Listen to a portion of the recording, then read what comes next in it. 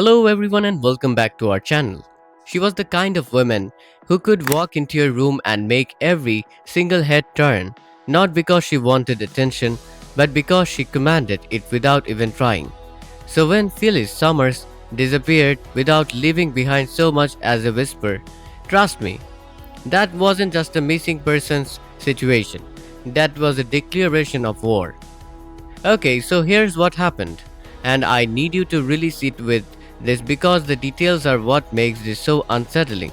Felix Summers, one of the most electric, unpredictable, and honestly kind of legendary figures in Genoa City, vanished completely.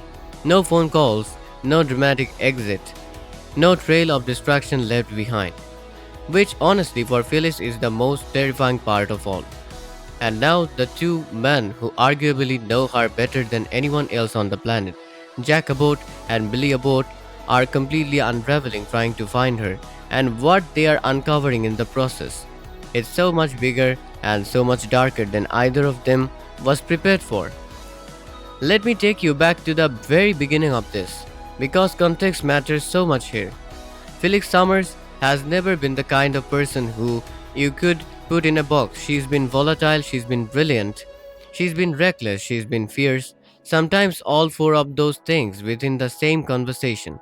But the one thing she has never been, not once in her entire life, is quite not invisible, not gone. So, when she suddenly vanished without a single trace, without a dramatic voicemail, without even a cryptic text message that people could obsess over, the people who knew her best didn't just get worried, they get scared because that kind of silence from Phyllis Summers doesn't mean peace. It means something went terribly, terribly wrong. Jack Abbott was the first one to feel it. That deep, instinctive dread that settles into your bones before your brain has even fully caught up with what's happening. At first, he did what most people do when something feels off, but they are not ready to face it. He rationalized, he told himself she probably needed space. He reminded himself that Phyllis had a long, well documented history of making impulsive, unpredictable decisions. Maybe she took off somewhere. Maybe she just needed to breathe. But then a full day passed with zero contract. And then another. And Jack, a man who has been Genoa City at its absolute worst, a man who has weathered scandals and betrayals and losses that would have destroyed most people, felt something he genuinely was not prepared for. Pure suffocating fear. Because he knew with every fiber of who he was that Phyllis never disappeared quietly, even when her life was imploding. Even when everything was falling apart, she always left a trail, she always made noise. And this time, nothing, just an absence so complete it felt almost deliberate. Then there was Billy. And if Jack's response was dread, Billy's response was a full blown explosion. The second the word got out that Phyllis was missing, Billy Abbott didn't sit down and think. He didn't take a breath and process. He stormed. He came flying into Jack's office like a man whose entire world had been lit on fire. His energy barely contained, demanding answers that no one had. His mind was already racing through the darkest possible scenarios, and he wasn't even trying to slow it down. Now, here's the thing about Billy and Phyllis that you have to understand. Their relationship has always been this complicated, messy, passionate tangle of history. There's been betrayal in there, there's been loyalty, there's been resentment, and forgiveness, and everything in between. It was never simple, and honestly, it was never supposed to be. But underneath all of that complicated history was something that ran bone deep, a real, undeniable connection that neither of them was ever fully able to walk away from. And now, with her gone, that connection felt like an open wound, raw and throbbing and impossible to ignore. This isn't like her, Billy kept saying, pacing back and forth like a man who genuinely could not make himself stand still. She doesn't just vanish, she doesn't disappear without stirring something up first, and Jack, as much as he might have wanted to find a counter-arranged argument, as much as part of him might have wanted to hold on to some version of reassurance, couldn't say a word because Billy was absolutely right. So together, these two brothers who have had their own complicated and sometimes explosive dynamic over the years, started doing the only thing they could think to do. They started piecing together the last known moments before Phyllis dropped off the face of the earth. What they found was frustrating, fragmented, and frankly a little chilling. She had been seeing the night before she vanished, tense, clearly distracted, though not in a way that immediately set off alarms for people who saw her. There were whispers of a confrontation, but nobody could pinpoint with whom or where. One person said she'd been arguing on her phone, her voice low but clearly agitated. Someone else swore she kept looking over her shoulder, like she was watching for someone she didn't want to see. But nothing concrete, no solid details, just fragments, like shattered glass on the floor, each piece reflecting something distorted and incomplete. And then the investigation really started to dig in, and things went from unsettling to genuinely alarming. Jack quietly called in every favor he had ever accumulated: private investigators, business contracts, people who owed him across 2 decades of relationships, all while keeping things as discreet as possible. Because the last thing he wanted was to ignite a firestorm of rumors that could spiral beyond his control. Billy, in classic Billy fashion, threw discretion completely out the window. He pushed, he pressed, he got in people's faces, he asked hard questions, and didn't particularly care if the answer made people uncomfortable. And what they found, or rather, what they didn't find, was arguably the most frightening thing of all. No signs of a struggle anywhere. No evidence that she had quietly planned to leave. No financial transactions suggesting she had withdrawn money or booked a flight or done anything that would indicate a voluntary exit from her life. It was as though she had been erased, and that word erased hung in the air between them like a sentence neither man wanted to finish. Jack started replaying his last conversation with Phyllis over and over again, picking it apart, frame by frame, looking for something he might have missed. A hint, a warning, some small subtle signal buried beneath her usual fire and bravado that he should have caught but didn't. The regret was sharp and relentless, because what if he had seen it coming? What if there had been a moment where he could have stepped in, said something, done something, and he had just missed it? That kind of guilt doesn't ask politely, it moves in and it stays. Billy, in contrast, wasn't spending a lot of time looking backward. He was looking everywhere else, and I mean everywhere. He was connecting dots that may or may not have actually been connected, building theories, circling back to old enemies, old grudges, old scores that Phyllis had left unsettled over the years. And here's the thing, Phyllis had no shortage of those. She had spent a lifetime making bold moves and burning bridges, had exposing people's darkest secrets, she had crossed powerful people, she had dismantled carefully constructed lives, and for someone with that kind of history, that idea that the past might have finally come back to collect what it was owed wasn't just possible, it was almost inevitable. What if someone finally decided to take her down for good? Billy said one night, his voice quieter than usual, stripped of its usual bravado, and Jack, as much as every instinct in him resisted that thought, couldn't bring himself to dismiss it. Then came the discovery that changed everything, or rather confirmed the worst of what they had already been quietly fearing. Her car was found, abandoned on the side of a quiet, isolated road. Keys still sitting in the ignition, no note, no explanation, no Phyllis, and if there had been any lingering doubt before that moment, any small remaining hope that maybe this was just Phyllis being Phyllis, impulsive and dramatic and doing something completely unpredictable. That hope evaporated the second they saw that car sitting there, silent and empty on the side of the road. This was not a spontaneous escape. This was something calculated, something planned, and panic, real, genuine, gut-level panic started to spread. Not just through Jack and Billy, but through everyone in Genoa City who had any connection to her at all. Jack tried to hold it together. He always does. That's his role. The steady one, the composed one, the person everyone looks to when things start falling apart. but even he was beginning to crack around the edges. Late at night, when there was no one left to be strong for, the fear would creep in and just sit on his chest, heavy and relentless. Billy, on the other hand, let his fear transform into something more combustible. He got louder, more aggressive, more reckless. He wasn't going to sit around waiting for the truth to come to him. He was going to go out and drag it into the light with his bare hands. If he had to, consequences be damned. Days kept passing. The leads kept running cold. Every promising thread unraveled into another dead end.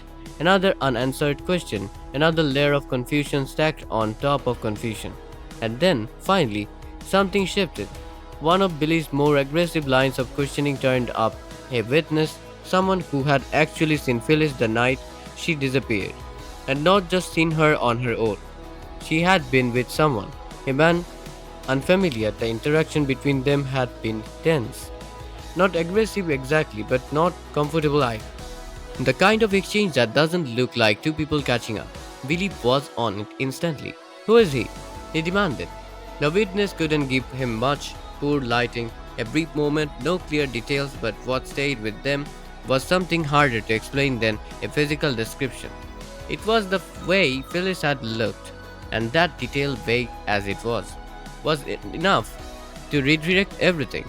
And then, as if all of that wasn't already enough to keep you up at night, another layer surfaced. Phyllis had been quietly investigating something before she vanished.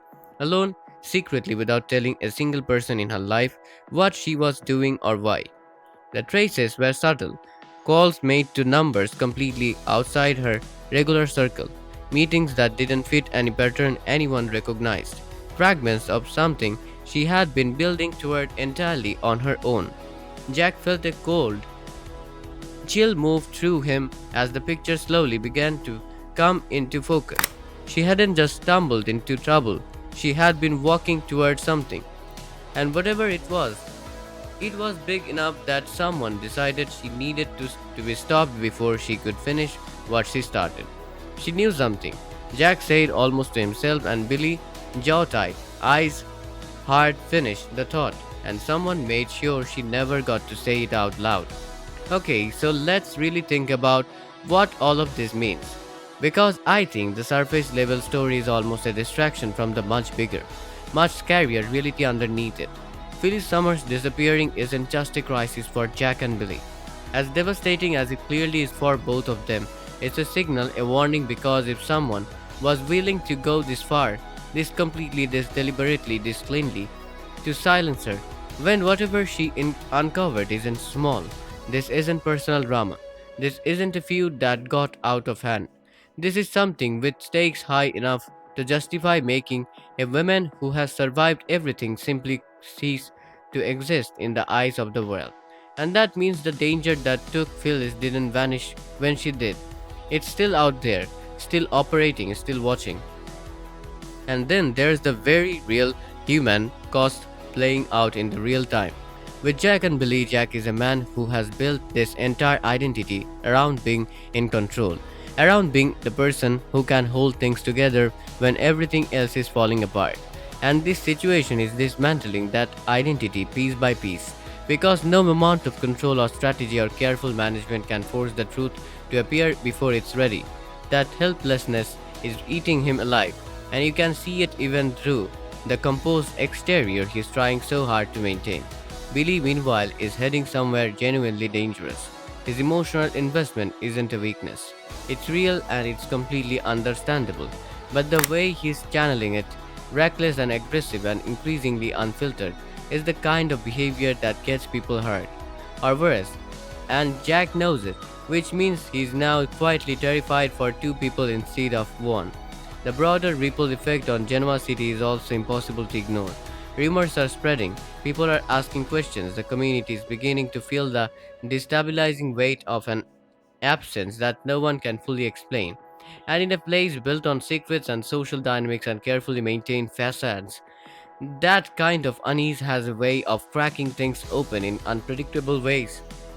Alright, here's where I have to be completely honest with you. Because this is the part that I genuinely cannot stop thinking about. I don't think Phyllis is just a victim in this story. I really don't. And here's why. This is a woman who has spent her entire life being 10 steps ahead of everyone around her. She doesn't stumble into danger accidentally. She reads situations. She calculates risk. She understands consequences better than most people give her credit for. So the idea that she was completely blindsided by whatever happened to her, I'm not fully buying it. What if she walked straight into this on purpose?